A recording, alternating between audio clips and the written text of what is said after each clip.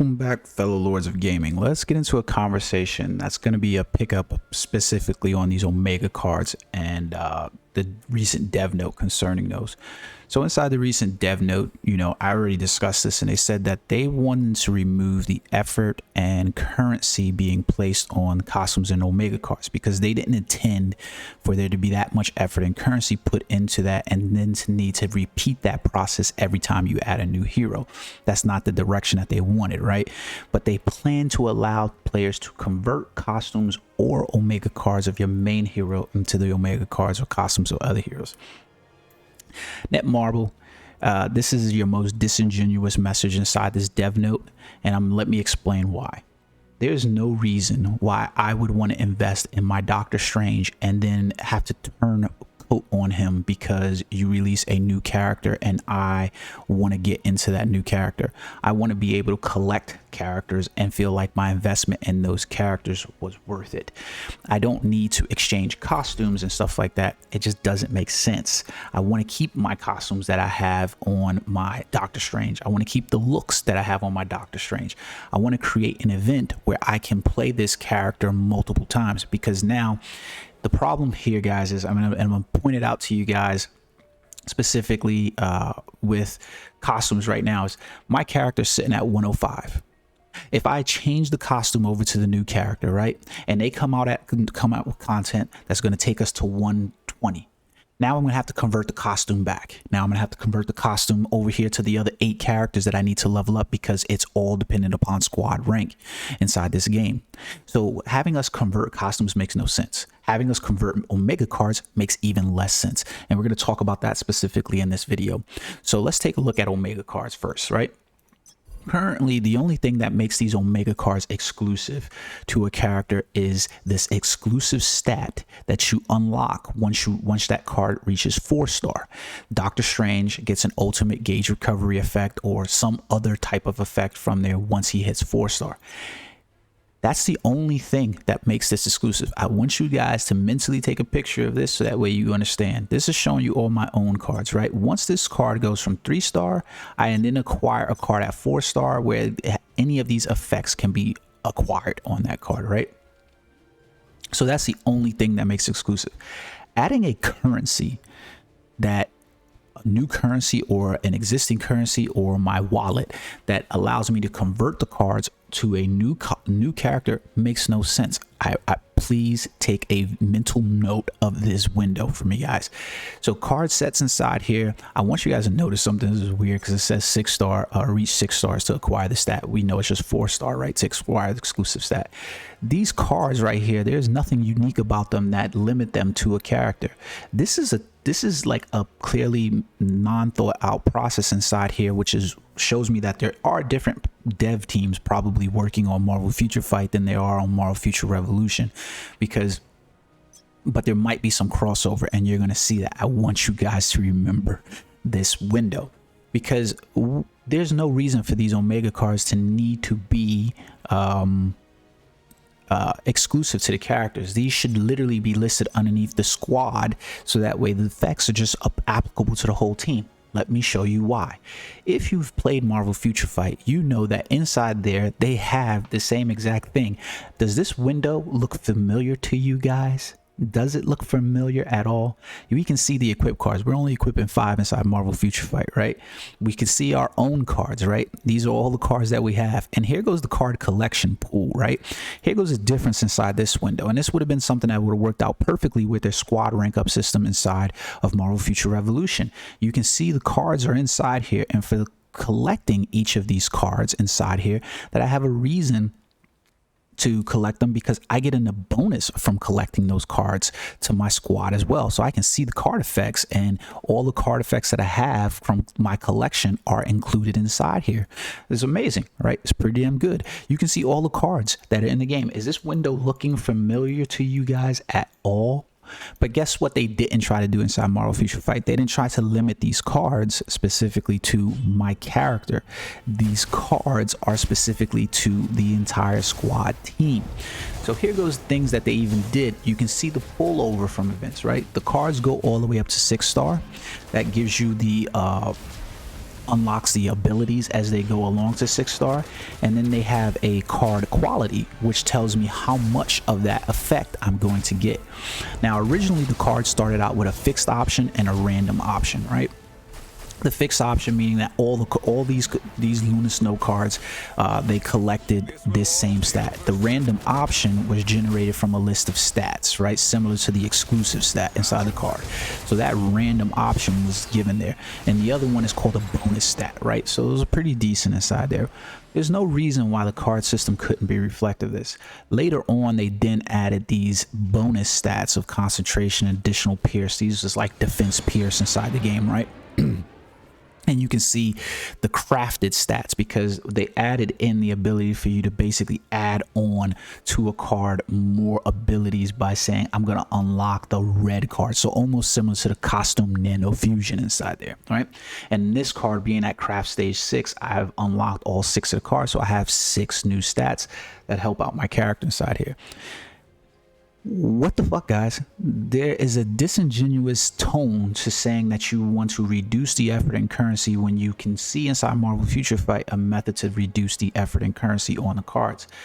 When the card system was first introduced inside Marvel Future Fight, we didn't necessarily like this premium crafting system that they were talking about, right?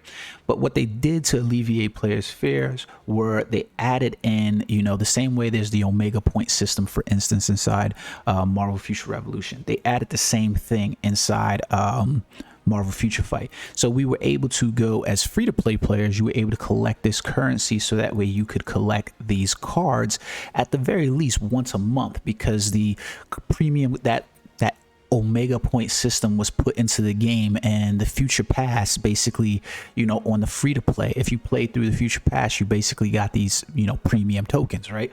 And if you play daily inside what they called hold on one second, Giant Boss Raid, right, which is a fun ass game in and of itself. Inside Giant Boss Raid, you would be able to collect these tokens, you know, every day, 10 of them per day. So if you played essentially for 30 days, then you got 300 tokens paired with the Future Pass system that was pretty much in there every 3 months. Then you got those as well, right? So it kind of made sense inside there.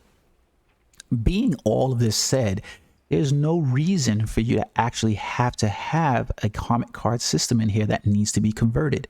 The exclusive stat reasonably could be taken over to your costumes. There's no reason why this exclusive stat, there's no reason for me to have to convert costumes over to another character. Like me collecting the Hydra Empire cloak and stuff like that inside here, there's no reason that I want that to be converted over to, you know, future characters. What I need is for you to reduce the cost, the currency on these. The effort's perfectly fine, because the effort gives me reason to build up characters. The effort gives me reason to come back to the game on a daily basis. The problem is that in order for me to acquire any of these top tier costumes, for instance, if you wanted me to acquire these steampunk costumes, if you wanted me to acquire the Rise of the East costume or Eyes of Osiris costumes, I gotta acquire 4 pieces of those costumes. And acquiring 4 pieces of those costumes at 2,000 Omega points, 2,000 Omega points is literally thousands of dollars. It's $150 for just 100 Omega points. So that's an extremely expensive investment inside the game. Even when you look at the normal Hydra Empire, drawing those from the draw set, that's an extremely expensive. That's hundreds of dollars. Like I said, it's $150 for 100 Omega points. There's not even a 1-to-1 ratio on your currency in game. So there goes in essence the problems. There's no reason that these things need a way to convert them for new heroes. What you need to do is just reduce the cost, because you're going to get back into the same thing that you just did with Blitz. You're invalidating content, meaning that I'm going to now invest in my Doctor Strange, and because you guys released a new hotness, what reason do players have to play lower level content if all we have to do is convert our costumes and our cards over to the new hot player of the month, you know, Magic, Thor, you know, Loki, and all the other characters in the future? What reason do I have to level at? Because now my character will start at power levels outside the the realm of what you want a level 1. I'm just going to be replaying through the same boring ass story content that people are like, I don't want to do this 20 times. I don't want to play through the same exact story 20 times. So you guys this is disingenuous. I'm going to be perfectly honest, and I think the community needs to hold Netmarble, the Marvel Future Revolution Netmarble team, to the fire on this. The problem with costumes is the currency. The problem with Omega cards is the currency. Don't add a new currency to the game that makes this an issue. Just give me the damn costumes at a price that is reasonable for the player base. $44.99, if that's what you want to add for your Steampunk, Rise of the East, and the other costumes, leave that in there in that costume. Perfectly fine. No problem. No problem at all. Hydra Empire and regional costumes, those are meant to be grinded in the game. Let those be grinded in the game. I mentioned other ways that I thought those could be grinded inside the game with efficiency without having you to change up this. This is still an MMO. It's a sandbox. If it's an open world, if it's a sandbox, let everything play out in the open world in the sandbox. Anything that should be purchased from these shops should be purely cosmetic and nothing more. This whole pay-to-win structure that you guys have arranged, that is exactly where you wanted to go. You knew as a development team that you wanted that currency. There's no way in the world that you generated this game to start with and said, hey, you know what? We were going to release Rise of the East. We were going to release this. And that the currency inside this game was going to be that players were going to end up being paying thousands of dollars for these. You knew with the draw rates and things like that you put in that was the case.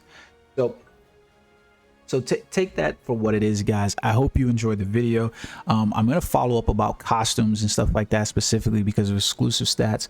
But with the Omega cards, like I just showed you guys, I don't know how I can make this any more clear to show you the disingenuous nature and tone of that conversation. Looking at these two windows, you can clearly see they have a right way. Let's take a look at this. They have a right way and they have a wrong way. They have a way that already affects all your cards. I don't need to switch comic cards from, player to player. I don't need to have, I don't need that. All I need to be able to do is equip cards here and they affect everybody on my squad. So now I don't have to. I can just jump on my new character. All of that shit could have put all of these cards and these effects. The Omega card system could have been put right underneath squad. It could have been literally listed right underneath one of these things, Omega card, right inside here. And we would have been done with this. No reason to switch them, convert them. No need for that. So you guys already know how you can do it. Don't add another currency into the game. I see them doing it. I agree with Darth Microtransaction, who said they're probably going to use the Omega point system as a way for you to have to convert, uniforms and stuff like that. And the Omega point system is just currency, is more currency. So they're going to lie to you. I guarantee you they're going to lie to you about this stuff. Netmarble typically tends to do that, where they will put the cart way out there so that way they didn't give you what they intended and wanted. All right, guys, until next time, peace.